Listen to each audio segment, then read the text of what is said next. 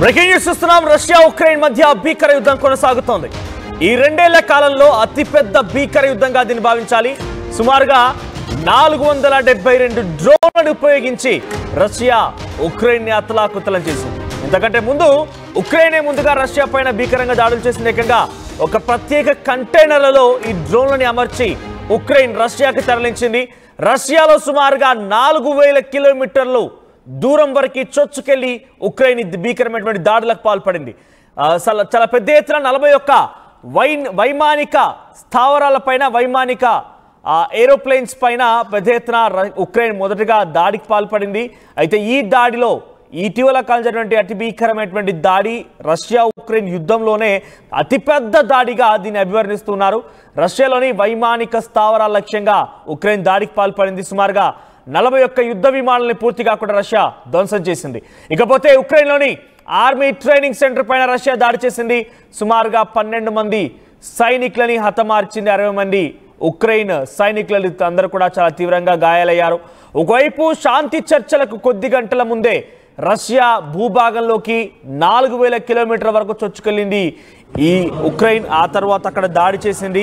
So ప్రత్యేక కంటైనర్ల ద్వారా అక్కడికి వెళ్ళిపోయి ఆ కంటైనర్లో డ్రోన్లని తరలించి ఆ డ్రోన్ల ద్వారా అక్కడ దాడి చేసే ప్రయత్నం ఉక్రెయిన్ చేసింది. ఆ తర్వాత దానికి ప్రతిదాడిగా రష్యా తిరుగుబాటు చేసింది. సో రష్యా మొన్న అమెరికా అధ్యక్షుడు డొనాల్డ్ ట్రంప్ పుతిన్ని ఉద్దేశించి ఇదే మాట్లాడుకొచ్చారు.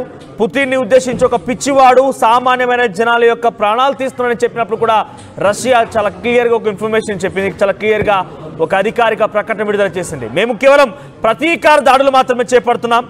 ఎక్కడ డైరెక్ట్గా మేము వారిపైన దాడి చేసింది లేదు, వారి ప్రజలను దాడి చేసింది లేదు.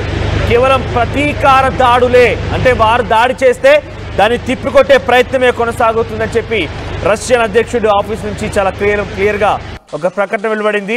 అయితే ఉక్రెయిన్లోని సైనిక శిక్షణ కేంద్రం పైన ప్రతిదాడిగా రష్యా దాడి చేస్తే దాంట్లో 472 డ్రోన్లని ఆ దేశంపైకి ప్రయోగించింది రష్యా.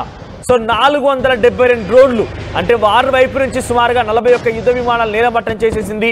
కుప్ప కూల్చేసిన సమయంలో ఉక్రెయిన్కి తిరుగు దాడి చేయాలనేటువంటి ప్రయత్నంలో 472 డ్రోన్లని రష్యా ప్రయోగించింది. అంతకంటే ముందు 4000 కిలోమీటర్ల వరకు ఉక్రెయిన్ డ్రోన్లు ఒక కంటైనర్ సహాయంతో రష్యాలోకి రాగలిగాయనంటే 4000 కిలోమీటర్ల వరకు రాగలిగాయి, అక్కడ దాడి చేయగలిగాయంటే ఇక డెఫినెట్గా రష్యా కొంత విఫలమైందని భావించాలి. రష్యా కొంత అక్కడ ఇంటెలిజెన్స్ విభాగాలు కొంత విఫలయత్నమయ్యాయని భావించాలి. ఎందుకంటే అంత దూరం వరకు డ్రోన్లు రాగలిగాయి. ఆ డ్రోన్లను ఎలా తీసుకురాగలిగారో కంటైనర్ల ద్వారా తీసుకొచ్చిన ప్రతిదీ కూడా క్షుణ్ణంగా పరిశీలించిన తర్వాతనే అంతర్జాతీయంగా జరిగినటువంటి కొన్ని ట్రేడ్ల విషయాల్లో, కంటైనర్ల విషయాల్లో వారంతా కూడా కొంత డెసిషన్ తీసుకున్నాక పంపిస్తూ ఉంటారు. మరి అక్కడ ఎటువంటి క్రాస్ చెక్ జరిగింది, సెక్యూరిటీ చెక్ జరిగిందని తెలియదు. కానీ ఏదేమైనా కూడా సుమారుగా కొన్ని వందలాది డ్రోన్లు ఉక్రెయిన్కి సంబంధించినవి 4000 కిలోమీటర్ల వరకు రష్యా భూభాగంలోకి చొచ్చుకొచ్చాయి.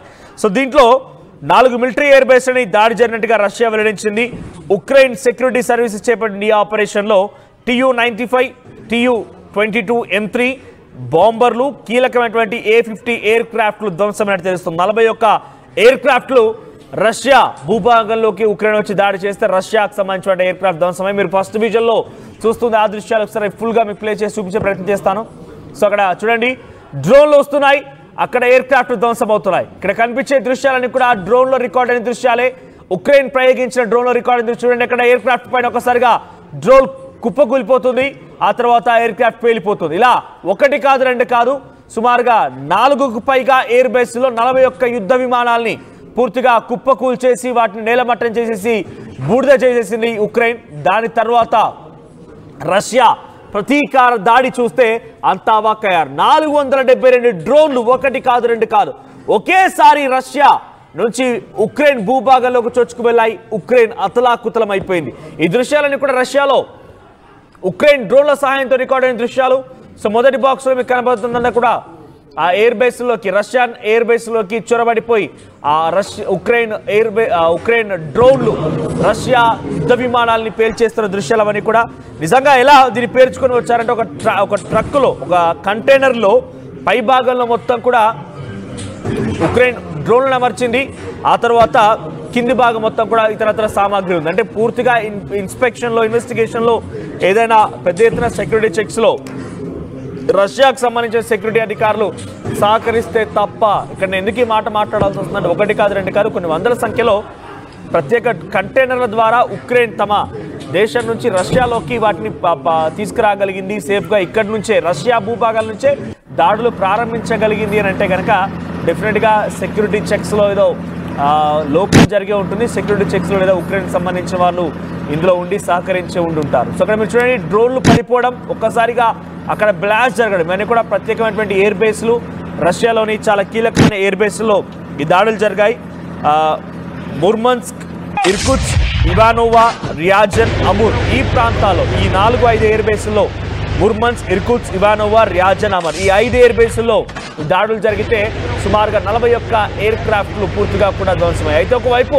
శాంతి చర్చలు జరుగుతున్నాయి టర్కీలోని ఇస్తాన్బుల్లో శాంతి చర్చలు జరుగుతున్నాయి సో అటు రష్యన్ డెలిగేట్స్ ఇప్పటికే చేరుకున్నారు ఉక్రెయిన్ డెలిగేట్స్ ఆల్రెడీ అక్కడ ఉన్నారు ఉక్రెయిన్ డెలిగేట్స్ రష్యన్ డెలిగేట్స్ ని స్వాగతం పలికారు సో అసలు ఈ యుద్ధానికి సంబంధించి కొంత ముగింపు పలకాలి ఎటువంటి చర్చలు ఉండాలనే దానిపైన టర్కీ ఇస్తాంబుల్లో ఈ చర్చలు జరుగుతున్నాయి టర్కీ వేదికగా ఈ చర్చలు జరుగుతూ ఉంటే ఒకవైపు ఈ రోజు ఆ చర్చలు జరగాల్సి ఉంది ఆల్రెడీ అక్కడికి ఇరు దేశాలకు సంబంధించి డెలిగేట్స్ చేరుకున్నారు ఈరోజు ఇరు దేశాలకు సంబంధించిన డెలిగేట్స్ ఒకే వేదికపై పాల్గొని వారంతా కూడా రష్యా ఉక్రెయిన్ యుద్ధానికి ముగింపు పలికే విధంగా కొన్ని చర్చలు జరపబోతున్నారు ఉక్రెయిన్ డిమాండ్స్ ఏంటి రష్యా ఉక్రెయిన్ డిమాండ్స్కి ఎంత మేర స్వాగతించబోతోంది ఇలా పలు రకాలుగా డిమాండ్స్ పెద్ద ఎత్తున ఇద్దరి మధ్య చర్చ జరగబోతున్న నేపథ్యంలో ఈ భీకరమైన దాడి ఒక్కసారిగా ఇరు దేశాలని వణికించింది ఇరు దేశాలు మొత్తం కూడా ఒక్కసారిగా వణికిపోయాయి ఇరు దేశాలంతా కూడా ఒక్కసారిగా అల్లాడిపోయాయి ఈ నేపథ్యంలో రేపటి రోజున ఇంకా రష్యా యుక్రెయిన్ యొక్క యుద్ధం ఏ స్థాయిలో మారుతుందో తెలుసుకుంటేనే కొంత ఆశ్చర్యం వేస్తోంది ఇప్పుడు జరిగినటువంటి ఈ 2 ఏళ్ల యుద్ధంలో ఇది చాలా భీకరమైనటువంటి మొదటి దాడిగా ఇంతకు మించినటువంటి దాడి ఇంతవరకు జరగలేదు ఇంతటి భారీ స్థాయిలో రష్యా ఉక్రెయిన్ పై దాడి చేయడం ఇదే మొదటిసారి ఇది ప్రతీకార దాడి ముందుగా ఉక్రెయినే తలగొక్కుంది కావాలని కొరువుతో తలగొక్కున్నట్టుగా ఉక్రెయినే ముందుగా రష్యాతో తమ భూభాగంలోకి చొరబడిపోయి సుమారుగా 41 ఎయిర్ క్రాఫ్ట్లని ధ్వంసం చేసింది 5 ఎయిర్ బేస్ల్లో అల్లకల్లోలను సృష్టించింది చాలా చోట్ల వంతెనలు కూడా మీకు ఆర్టీవీ స్క్రీన్ పైన చూపిస్తున్న దృశ్యాల్లో కొన్ని చోట్ల రైల్వే ట్రాక్ల పైన దృశ్యాలు కూడా చూపిస్తాం రష్యాలోని కొన్ని ప్రాంతాల్లో రైల్వే ట్రాక్ల పైన కూడా ఈ డ్రోన్లు ప్రయోగించడంతో మార్గ మధ్యలోనే రైల్వే ట్రాక్లు మొత్తం కూడా డిస్టర్బ్ అయిపోయి ట్రైన్స్ మొత్తం కూడా ట్రాక్స్ పై నుంచి తప్పిపోయి సుమారుగా అక్కడ కూడా చాలామంది మరణించారు సో రష్యా ఉక్రెయిన్ పైన చేసిన ప్రతీకార దాడికి సుమారుగా అక్కడ ఉక్రెయిన్లో 12 మంది సైనికులు మరణిస్తే 60 మందికి పైగా చాలా తీవ్రంగా గాయాలయ్యాయి ఇంకా ఈ రష్యా ఉక్రెయిన్ యుద్ధం ఇక్కడితో ఆగేలా కనిపించలేదు అయితే ఉక్రెయిన్ అమెరికా కలిసి రష్యాను ఓడించబోతున్నాయి అంటే ఎస్ నిజమే కాబోలు ఎందుకంటే ఉక్రెయిన్ అధ్యక్షుడికి మొదట డొనాల్డ్ ట్రంప్ కొంత వ్యతిరేకంగా కనిపించాడు ఉక్రెయిన్ అధ్యక్షుడు జెలెన్స్కీని ఆయన ఒక రకంగా పిచ్చోడు నీ యొక్క అహంకారమే నీ దేశ ప్రజల యొక్క ప్రాణాలు తీస్తుందని చెప్పి ప్రపంచ దేశాల ముందు ఒక జోకర్ని చేసే ప్రయత్నం చేశాడు కానీ ఆ తర్వాత అటు ఉక్రెయిన్కి పెద్ద ఎత్తున యుద్ధ సామాగ్రి కావాల్సి ఉంది అమెరికా సపోర్ట్ కావాల్సి ఉంది ఉక్రెయిన్ కూడా ఏం చేసిందనంటే తమ దగ్గర ఉన్నటువంటి కొన్ని కీలకమైనటువంటి కొన్ని మైన్స్ని అటు అమెరికాకు అప్పగించింది సో అమెరికాకి ఆ ఉక్రెయిన్ మైన్స్ అప్పగించిన తర్వాతనే అక్కడ నుండి ఆ మైన్స్ అప్పగించిన తర్వాత అమెరికా ఉక్రెయిన్కి సపోర్ట్ చేయడం ప్రారంభించిన అందుకే మొన్న మధ్య ఏకంగా రష్యా అధ్యక్షుడు పుతిన్ పైన డైరెక్ట్గా ఉక్రెయిన్ ఒక డ్రోన్ని ప్రయోగించి అధ్యక్షుడిని టార్గెట్ చేయబోయినటువంటి నేపథ్యంలో ప్రతీకార దాడిలో భాగంగా రష్యా అక్కడి కొన్ని ప్రాంతాలపైన దాడులు చేస్తే సామాన్యమైన జనాన్ని చంపుతున్నాడు పిచ్చోడు అంటూ కూడా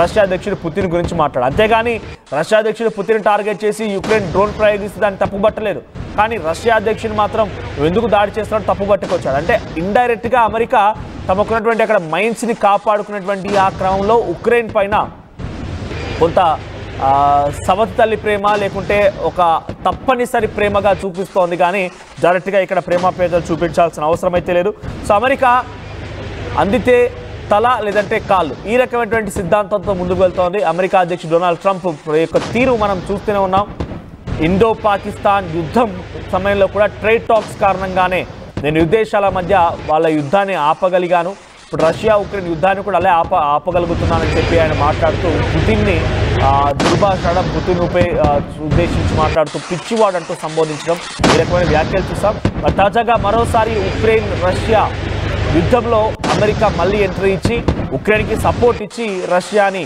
కొంత ఇబ్బందులు పెట్టాలి రష్యాని భీకరంగా దాడులు చేయాలి, రష్యా పైన మారణహోమం సృష్టించాలన్న ఆలోచనతో ముందుకు వెళ్తుందానంటే కొంత అవుననే విషయం మనం ఆలోచించాల్సి వస్తుంది. అమెరికా అధ్యక్షుడు డొనాల్డ్ ట్రంప్ యుక్రెయిన్కి సహకరిస్తున్నాడు అనంటే